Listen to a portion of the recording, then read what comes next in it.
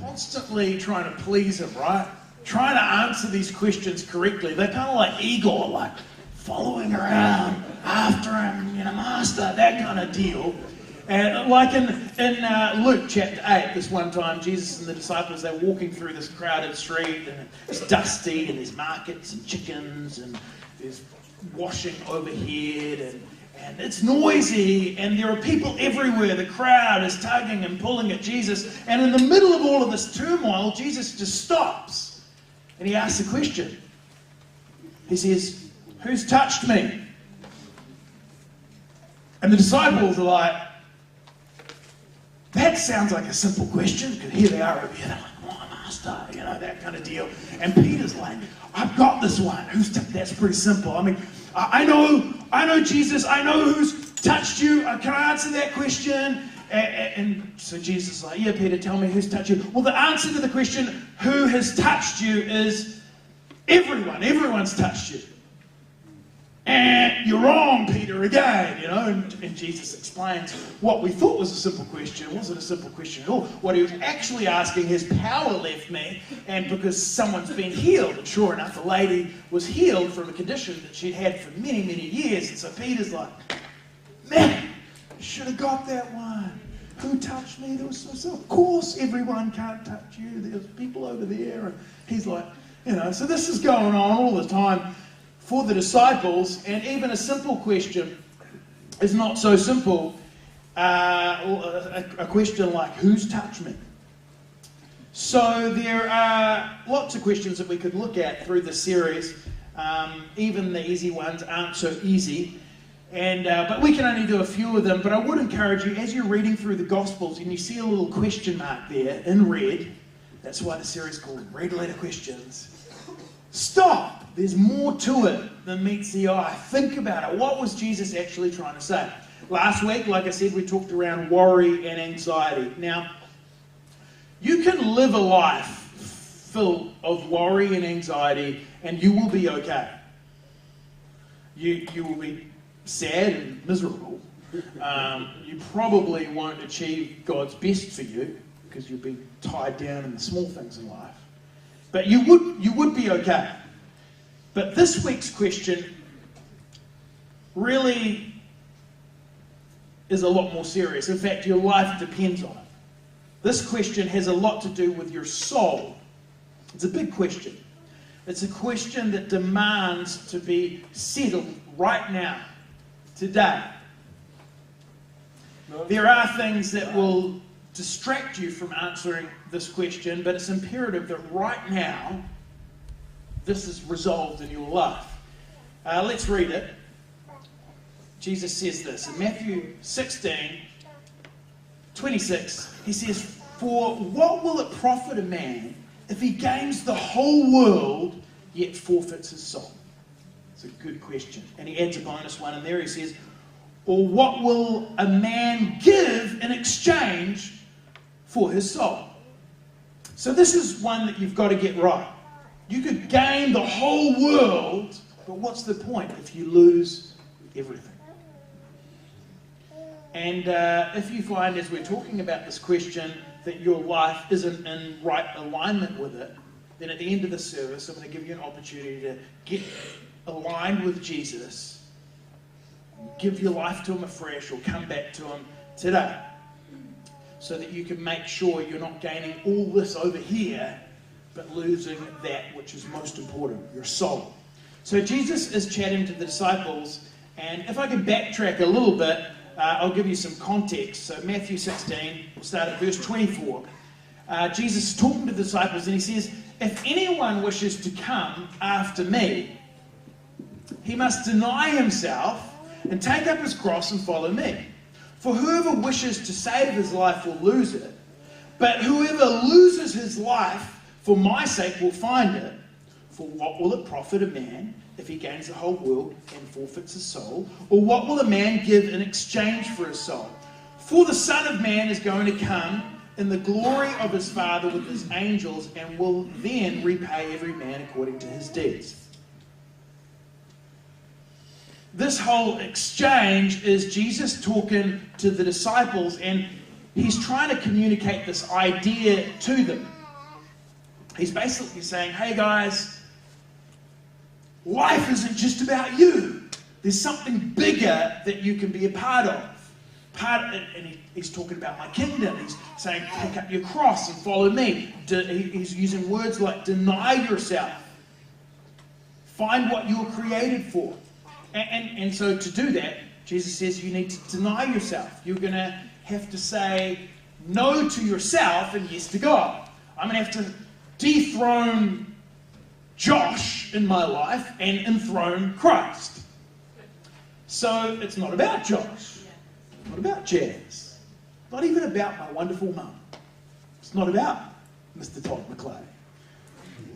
It's not about anyone in this room. I should stop picking up people, it won't be good. It's not about even Bruce or Kudatia. Because how many of you guys know we live in a self-obsessed world? We are so obsessed with self. We're like, it's all about me, God. You know? Like last week, my Wi-Fi went down. I was staying at a caravan park for the long weekend, and there was no Wi-Fi. And like I paid for it. I paid for 5 gigs. It was $10. And I was like, that's a good deal. But it's not working. I'm like, don't you know that Josh is staying in your caravan park? And I want to watch Netflix at night. You know, it's like first world problems, right? And then I went out to dinner that night, and the food was really beautiful. It was amazing food. But they brought my entree out the same time as my main. Who does that? I mean, and it's good. But I'm angry about it. I'm eating my entree going, yeah, this is really nice, but I can see my main right in front of it. It's going cold. Who else hates cold food? Especially cold food that I pay for. And so like, afterwards, I've gone up to pay my bill, and as politely as I can, I ask the waiter to come over, and then I call the manager over, and in a nice Christian way, I'm grilling them about their culinary responsibility when it comes to me paying for food in their restaurant. And then as I'm doing it, in the back of my mind, I'm going, Josh, what are you doing? Like, first world problems, right? It's not all about me. We can be so wrapped up in our own little world, just with us. And we know this because people take too many photos of themselves, you know? At all different angles. You don't need another picture of you. I don't want to see another picture of you. I love you, but no, I don't. And particularly those Snapchat ones, where your eyes go really big and your face is like, real skinny, and your skin is real smooth, and it kind of glistens a little bit. And you go, oh, don't I look beautiful? No, because it doesn't look like you at all. And you're like, oh, but people think I'm beautiful. No, they don't. They're scared for you. They really are. Need to stop being so obsessed with yourself and start to go, man, God's created me like this, and be thankful for who you are in God, but don't be all about you. So Jesus says, deny yourself. He says, take up your cross. And Luke, I love this. He adds a little word to this. He says, daily. I like that word. He says, take up your cross daily. Because I don't know about you, but for me, and I think a lot of Christians, if that word daily wasn't in there, we'd be like, man, if God called me to lay my life down, I would. I'd be there in a second. But then he's like, it's a daily death. It's a daily sacrifice. It's denying yourself and following Jesus daily. Then he goes on to say that playing it safe is not the right way. Verse 25, he says, whoever wishes to save his life will lose it. But whoever loses his life for my sake will find it. He's saying, don't just sit back in life and say, you know, I'm going to choose the safe thing. No, you go, no, I want to choose the right thing. Yeah. So he's saying, you know, don't be all obsessed with what will my parents think, what will my spouse think, what will my friends think, what will my family think. You want to be obsessed with what God thinks. Yeah. And so you choose God over safety. And then he hits our big question. So he's talking around all of these things. That's the context. He's chatting with the disciples. He's saying, this is what you need to do to be a follower of me, to be a disciple. Hands up, any followers of him? Yeah. And so that's the context. And then he hits this big question. He says, for what will it profit a man if he gains the whole world and forfeits his soul? Or what will a man give in exchange for his soul? So let's talk about a soul. Your soul is what integrates your will. We all have a free will. Your intentions, what you choose to do in life. Your soul, it integrates your mind and your thoughts and your feelings. And it integrates them into a single life, which is you. And here's what I believe Jesus was implying by this question. He was saying, our soul is looking for something. Because the paradox of the soul is that it's incapable of finding satisfaction in and of itself, but it was designed to find satisfaction. Theologians have talked about this God-sized space on the inside of us, and only God can fill it. The soul craves to be secure and loved and significant, but you will only find soul satisfaction in God and God alone. By yourself, every single one of us, we are incapable of satisfying it. So Jesus says, what will it profit a man if he gains the whole world yet forfeits his own soul? You chase after all the wrong things just to satisfy your soul. And so if you don't find satisfaction in God, if you're not resting in him, you're going to chase after all the wrong things. You're going to chase and you're going to chase and long for more, but you will never be satisfied. You'll keep looking for more. You talk to some of the richest people alive, they'll tell you the same thing. I love what Jim Carrey said. He said, I wish people could have everything they have ever wanted in life and realize that it's not what they wanted. So the soul will keep chasing until it dies. That's how God designed it. It's supposed to chase him and live. But that's why people are just chasing things. That's why every single one of us, you have a tug in your heart all of the time. Some of us maybe more than others. You know, even people that are trying to get off the grid, it's funny because we're planning our big adventure next year, and I've been talking about it over the last few weeks, and I won't get into it now because I'm in the middle of this, but if you've got any questions, let's talk about it later. But we're going on this trip. We want to, in the end, hopefully sail around the world. And so we're reading all these blogs, and we're reading up about boaties and sea gypsies, sailing around the world. And people like this, they have this idea that they're going to do less and then their souls will be satisfied. So kind of, and they're thinking they're going to do more of less. And that's going to make them feel better. And I can't wait to meet some of them, you know, because they seem all great online, because it's their highlights reel, right? But you talk to them, and I can promise you, even if you're doing more of less, you're still seeking the more. So they're kind of like, I'm just going to do less. I'm going to do less work. I'm going to have less stress. I'm going to cook my own food. I'm going to fix my own boat. And I'm not going to buy products. And I'm going to do less of a carbon footprint. And I'm going to recycle. And I'm going to be self-sufficient. And I'm going to do less of less. But I can promise you, when you're looking for less of less, you're actually just looking for more. And I've learned that just through studying countless people in my job, I've learned through studying myself, and more importantly, studying Scripture, only God can satisfy your soul. We don't know how to say, though. We don't know how to say enough is enough. I'm so thankful I found God, because I just naturally just go after things. Is there anyone else with me on that? Like, before I was a Christian, it was girls and drugs and parties and you know, business opportunities and the way that people thought of me. I went after those sorts of things. But even when I became a Christian, I didn't stop having this tug to go after things. And there's something on the inside of us that I was just like, man, I just want more fun. I just need another project. Or I just need this. And so daily, I pretty much have got to get up and go, no, Jesus, all I need is you. You're my daily bread. You're my sustenance. All of this stuff, it won't satisfy my soul. I need you today, Jesus. I need you to fill me up with your power. I can't do it alone. I need you to guide me. I need you to lead me. I need you to be a whisper in my ear and speak to me through the day and help me navigate the ups and downs. Jesus, we need you. Yeah.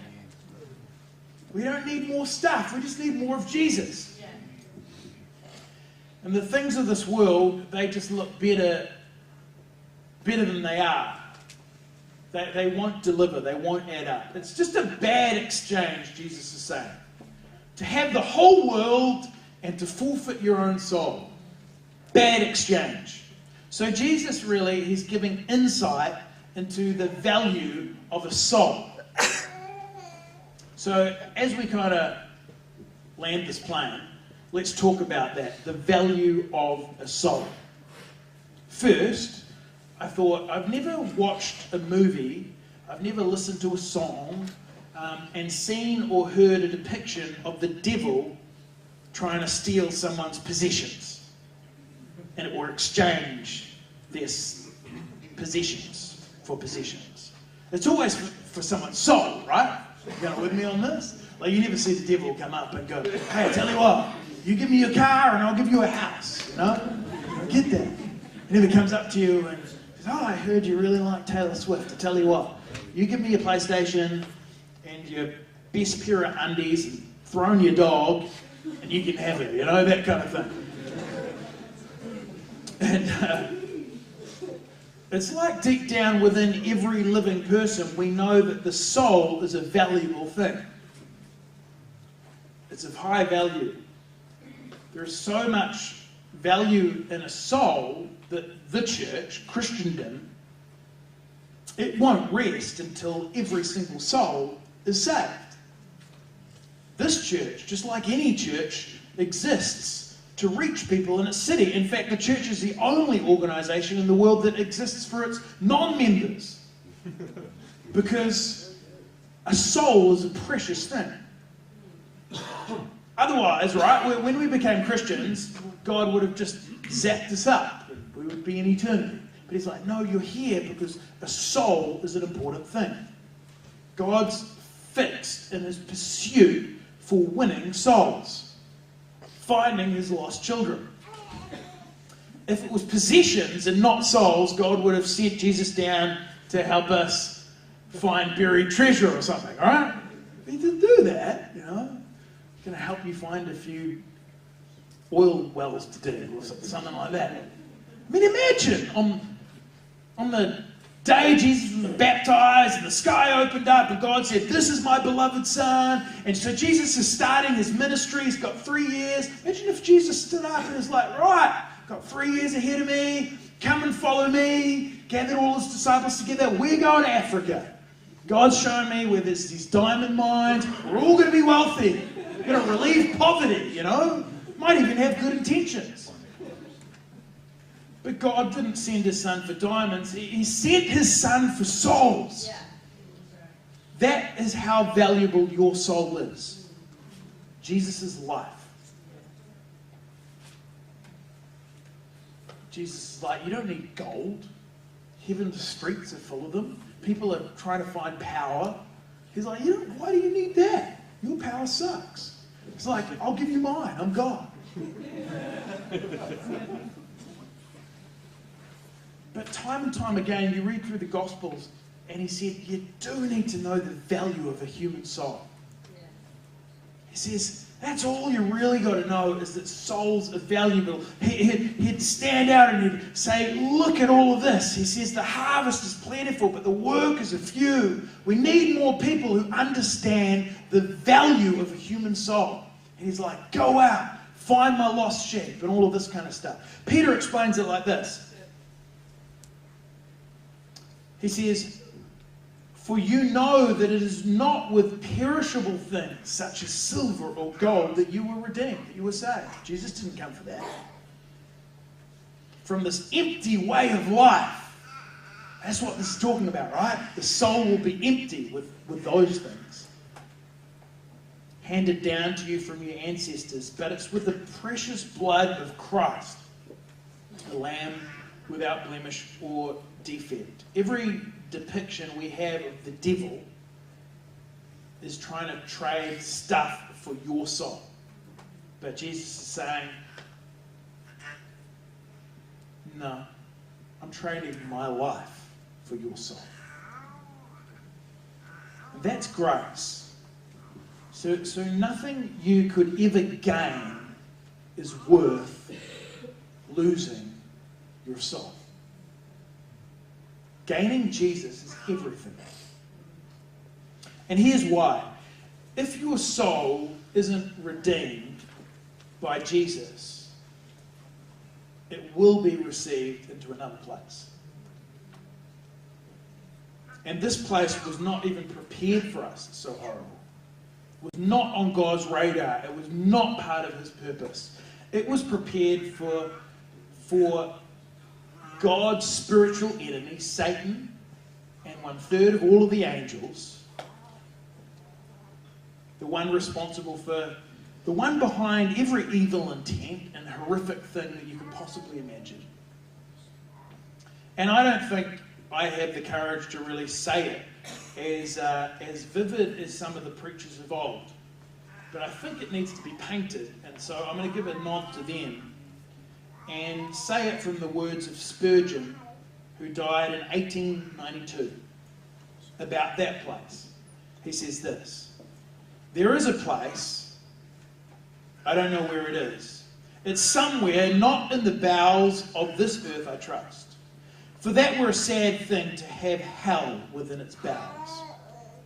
But somewhere perhaps in a far-off world there is a place where the only music is the mournful symphony of damned spirits, where howling, groaning, moaning, wailing, and gnashing of teeth make up the horde concert. There is a place where demons fly swift as air with whips of knotted burning wire, torturing poor souls, where tongues on fire with agony burn the roofs of mouths that shriek for drops of water, the water that is all denied.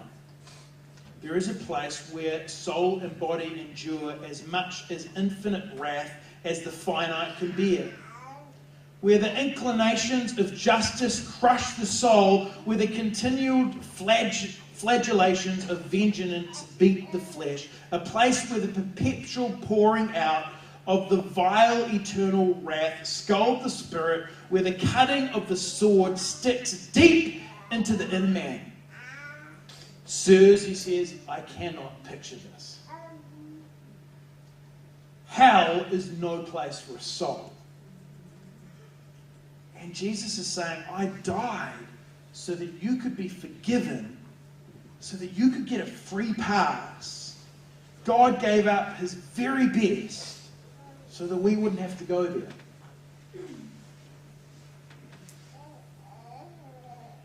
So anything you're chasing, it's not worth it.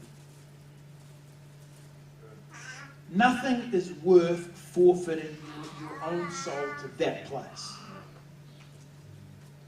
People say, oh, well, there can't be a God then, because if there is a God, why would he allow a place like that? Well, God's a gentleman. He's given us a choice. Like I said, we were not created for that place.